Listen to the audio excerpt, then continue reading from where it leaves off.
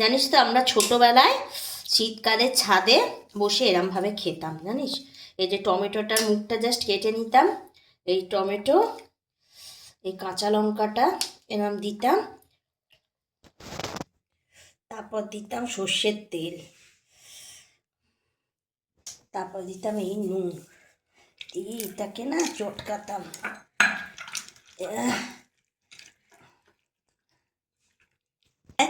এরম মেখে নিতাম, দিয়ে ছাদে গিয়ে বসে খাবো। শীতেল হাওয়া, একটু ছাদে রোদ, আর এটা ঝাল। খাবে একটু? হ্যাঁ,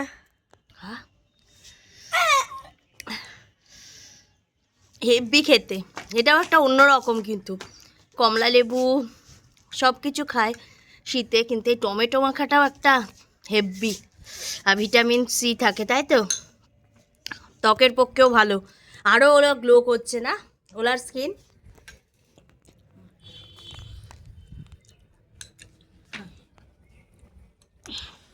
স্কিন গ্লো করছে। হ্যাঁ, এত গ্লো করছে যে চাঁদের মতো লাগছে পুরো দেখে। রোজ খেলে গ্লো করবে, একদিনে থোড়ে না। তো তোমরাও ট্রাই করতে পারো, হেব্বি খেতে।